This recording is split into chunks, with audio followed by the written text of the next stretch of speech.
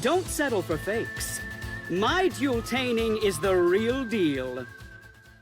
Hey everyone, it's mekklord again, and I'm recording this on ban list day.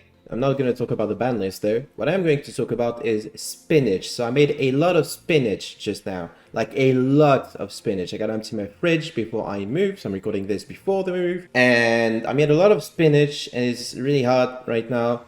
And while I wait for it to get cold, I decided to, you know what, record a video about Yu-Gi-Oh! Duel Links. So what inspired this video was this extract from Eliasta's stream. Eliasta, of course, being a Brazilian Duel Links channel. I don't know why like Duel Links has such a strong community in Brazil, but I kind of enjoy it. So Eliasta, if you're watching this, I don't speak a word of Portuguese. I didn't understand anything that she said, but from my understanding, this video is about the addition of Effect Veiler in Yu-Gi-Oh! Duel Links. You can see Effect Veiler right now. And I think it is an interesting question in the more global question, that is, should Handtraps come to Duel Links or not? My answer to this question is yes, just so we're clear on that.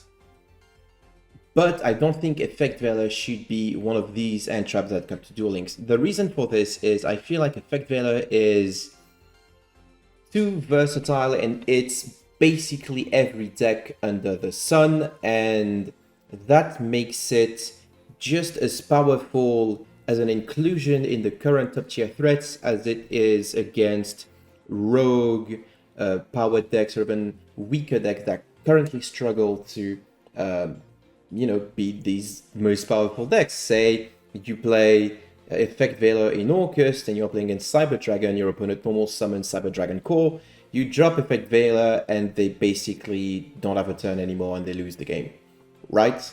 I don't think that's interesting gameplay for anyone. I don't think that cards that are so good that they're auto-includes should be added to Duel Links, especially not Handtraps. I don't think this is how you solve the bigger problem that Duel Links has at the moment, which is that going first is already better than going second, and it's going to keep getting better because the Yu-Gi-Oh! Card pool encourages making turn 1 boards that are difficult to interact with and then winning on turn 3.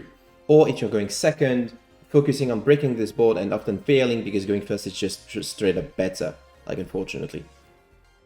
But I think this is still an interesting question, and I want to take this opportunity to take a look at various Handtraps and discuss whether or not they should or could be coming to Duel Links. So in case you didn't know, Handtrap is a card that you discard and it does something. I'm not going to read the whole definition here, you all know what a Handtrap is. There are some Handtraps already in the game at the moment, like Tragodia is in the game, has never seen play. Pretty sure Skullmeister is in the game, has seen some play during specific formats. I think it's a good auto-include, not necessarily auto-include, but inclusion in resonated decks because it is a fiend, so it does not conflict with any of the skills that you could be playing.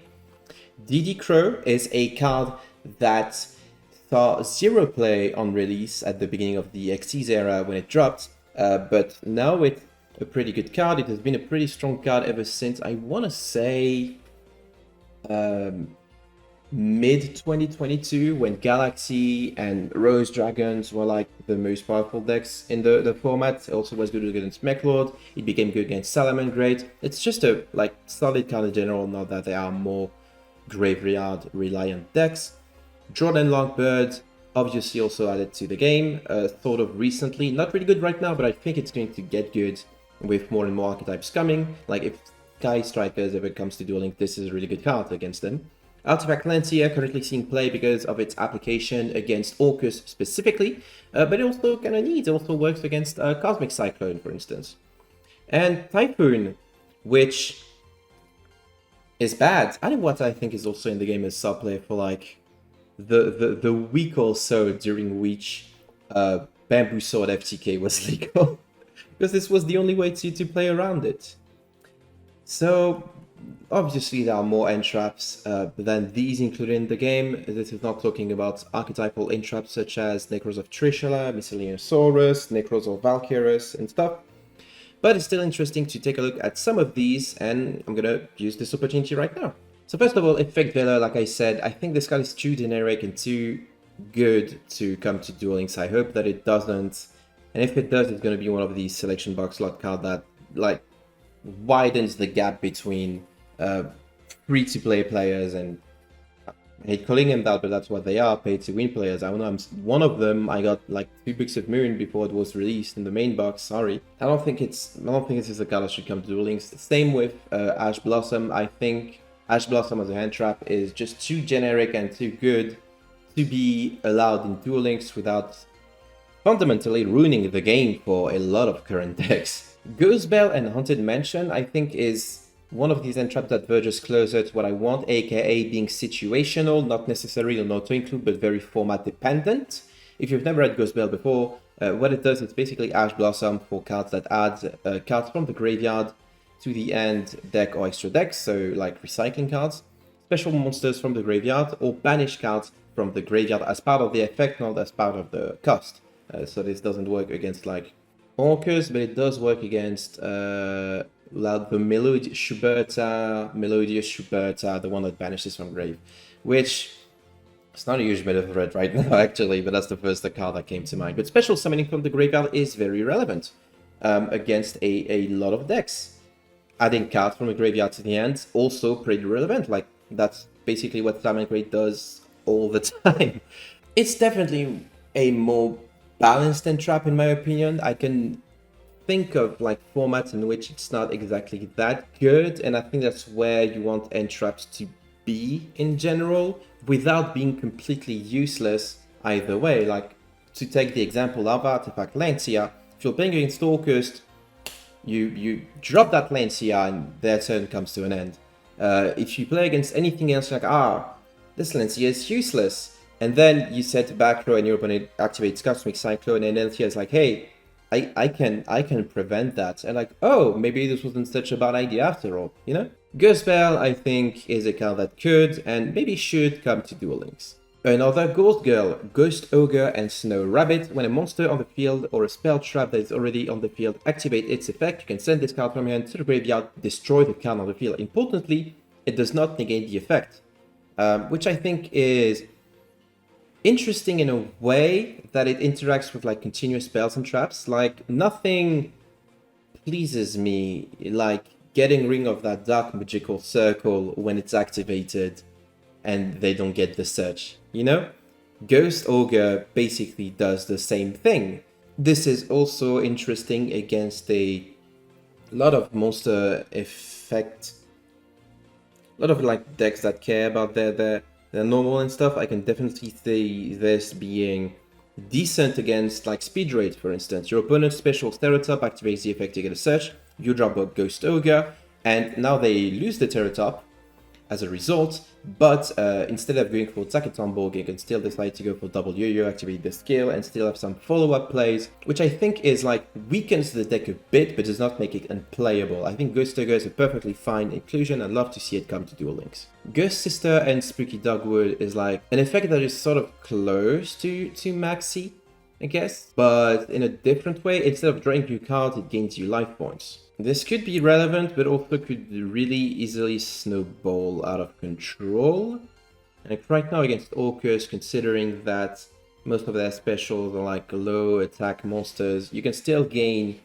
4,000 life points and start with double life points, which I don't think I'm too fond of. I think this one, like, despite seeming very innocuous and not threatening, could get out of control and encourage more toxic strategies than anything. I'm not too fond of this one, unfortunately. Speaking of Maxi, I think this card should come to Duel Links, but is forbidden and never leave it. I think this card should be deleted from the game entirely. I don't understand why this card is still legal in Master Duel. I'm not playing Master Duel specifically because this card is still legal and makes the game completely fucking unfun. This is the least interactive, most dog shit card ever printed, and I never want to see it again in my whole life. Nibiru is a card that I mentioned before as one of these end traps that is like situational, but really good at what they do.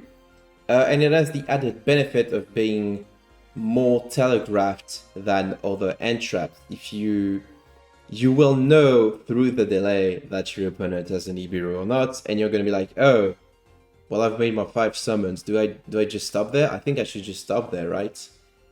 Instead of continuing plays and try to bait the Nibiru. The fact that it is only activatable during the main phase means that you can also try to bait a Nibiru activation by pretending to leave main, go to end phase, and then your opponent drops Nibiru, and then you're like, okay, I can maybe continue my combo, so I'm gonna do that. Definitely a card that I'd love to see in Duel Links also. Dimension Shifter is kind of like Artifact Lancia in the sense that it can be a turn ender against certain decks, but it is even more polarizing than Lancia because the effect of like banishing cards instead of sending them to grave is stronger than not being able to banish cards.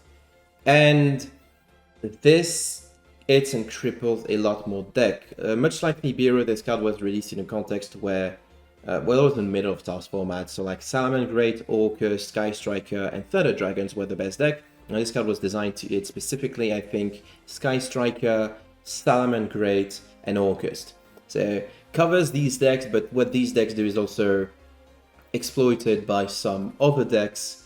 And it is a note to include in decks that don't care about the graveyard in general, and has been for the past 3 formats in the TCG. Decks like Fluenderies, deck like it was a note to include in Thunder Dragons as well, because they really like getting their stuff banished. Decks like Mutants, which are not good and never were, never will be.